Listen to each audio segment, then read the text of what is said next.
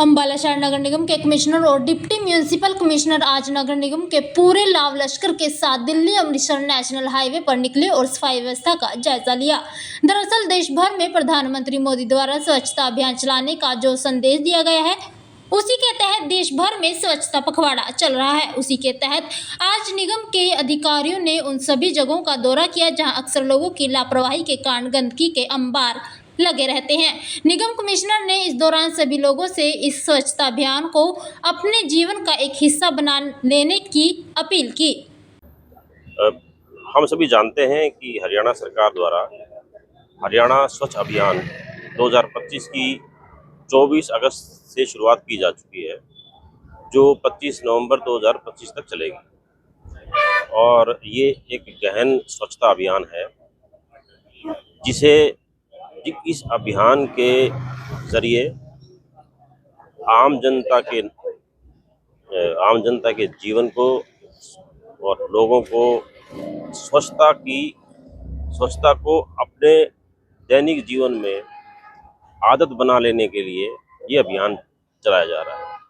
ये केवल एक अभियान नहीं है कि ये किसी एक सीमित समय अवधि के लिए रहेगा। ये अभियान उस बदलाव की शुरुआत है जो हम सभी को अपने दैनिक जीवन में स्वच्छता को अपनाना है। उसी कड़ी में सभी शहर के सभी जितने भी क्षेत्र हैं उनका दौरा किया जा रहा है, सभी अधिकारियों द्वारा किया जा रहा है, ताकि जहाँ पे भी जो कूड़ा डाला जाता है या जो निर्धारित स्थान है वहाँ पे कूड़ा क्यों नहीं डाला जा रहा, इन सभी चीज़ों की व्यवस्था देखी जा रही है और उनका निवारण किया जाएगा। अंबाला में डोर टू डोर कूड़ा कलेक्शन भी एक समस्या है, जिसको लेकर अक्सर शिकायतें रहती हैं। उसी को लेकर नगर निगम कमिश्नर ने आम जनता को भी सहयोग करने का आह्वान किया और कहा कि लोगों को चाहिए कि गीला और सूखा कूड़ा अलग अलग करके ही कूड़ा कलेक्शन वालों को सौंपना चाहिए, ताकि कूड़े का ठीक तरीके से डिस्पोजल किया जा सके। निगम कमिश्नर ने सख्त लहजे में कहा कि जो लोग इसका पालन नहीं करेंगे उनके खिलाफ सख्त कार्रवाई की जाएगी।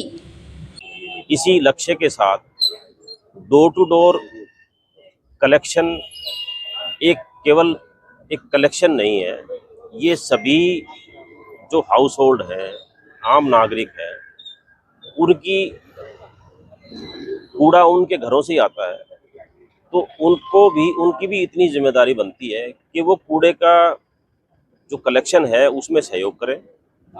कूड़े को अपने घर से ही अलग अलग करके गीला, सूखा और दूसरा जो रिसाइकल नहीं हो सकता है वो 2-3 कंपोनेंट है, वो सारा कूड़ा अलग अलग करके और फिर वो डोर टू डोर की गाड़ी आती है उसमें दें, ताकि उसका सही तरीके से निस्तारण हो सके।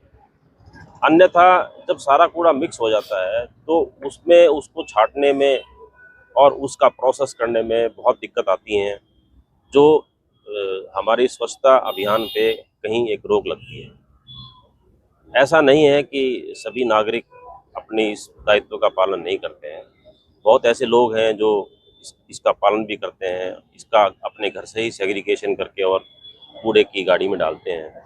परंतु फिर भी हम जन भागीदारी से सुनिश्चित करेंगे कि सभी व्यक्ति इसका पालन करें, और जो व्यक्ति इसका पालन नहीं करेगा उसके खिलाफ नियमानुसार कार्रवाई की जाएगी, उनके खिलाफ पेनल्टी भी लगाई जाएगी और भी पीनल जो कार्रवाई हो सकती है वो की जाएगी।